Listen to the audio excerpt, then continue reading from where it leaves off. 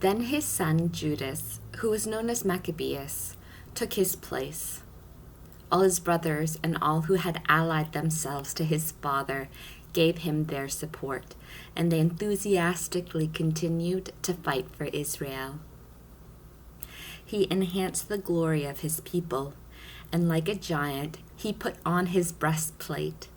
He girded himself with the armor of warfare, engaging in battles and protecting the camp by his sword.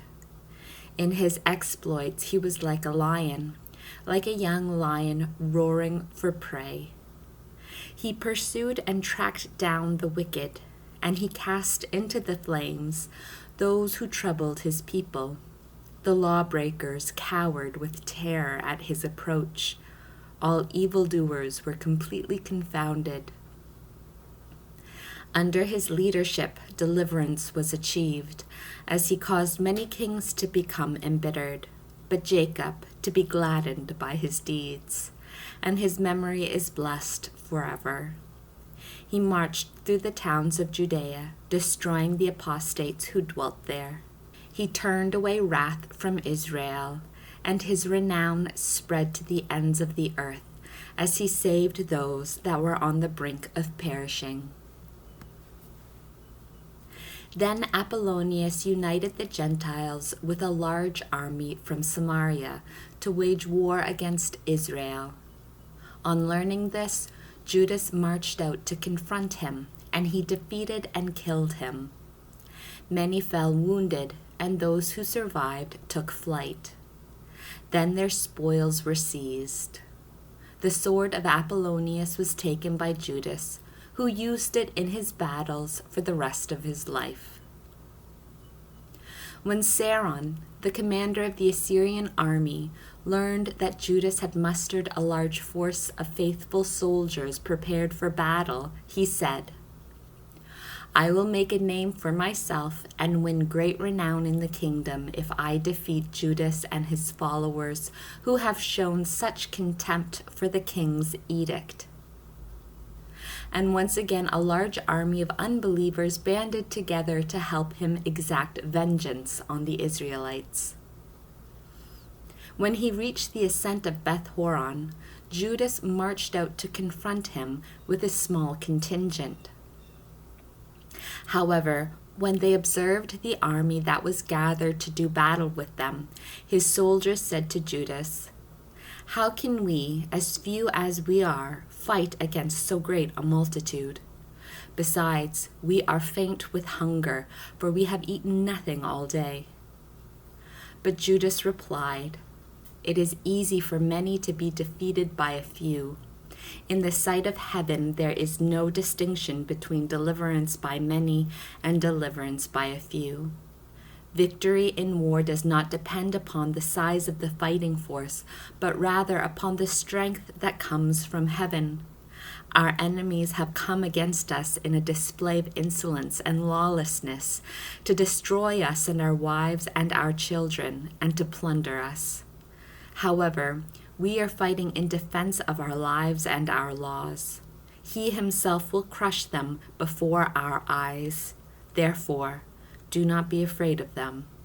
When he had finished speaking, he rushed suddenly against Saron and his army, and they were crushed before him.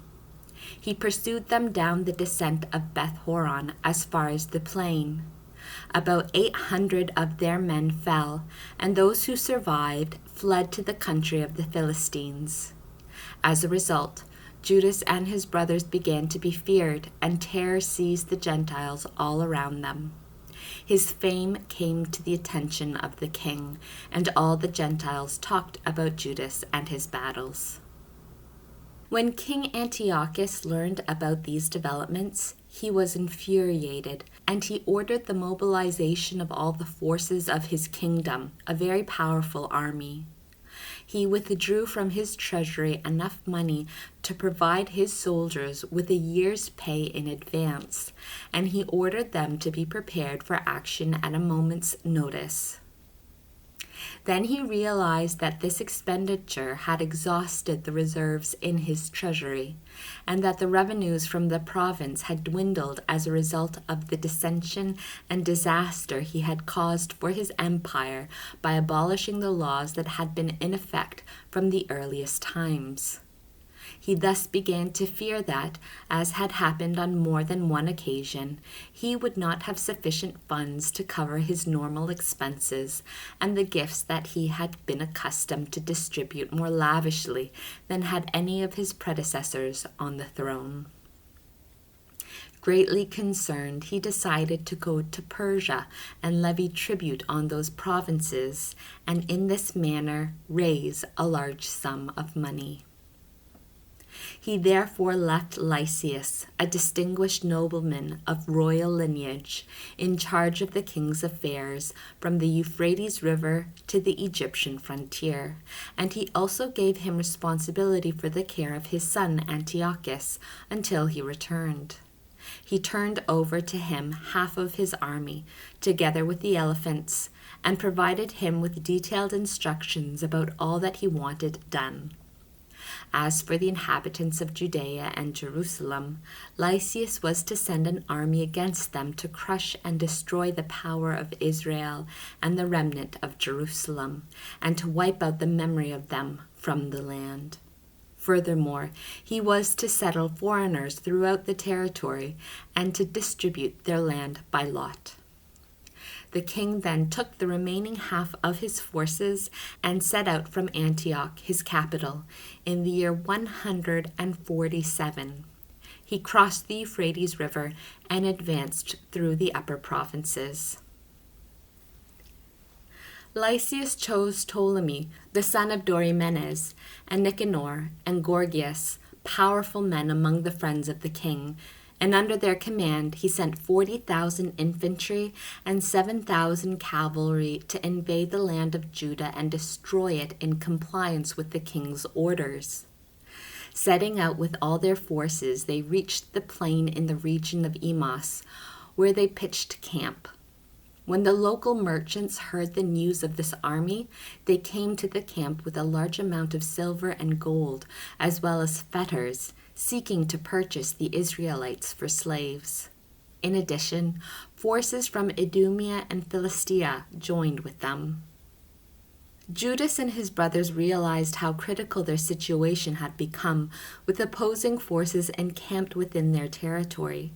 They also had learned of the orders that the king had issued for the total destruction of their people. Therefore they said to one another, "Let us restore the shattered fortunes of our people and fight for our people and our sanctuary." They then gathered together in a full assembly, both to prepare for battle and to offer prayers and implore mercy and compassion. Jerusalem was uninhabited like a wilderness. Not one of her children entered or came out.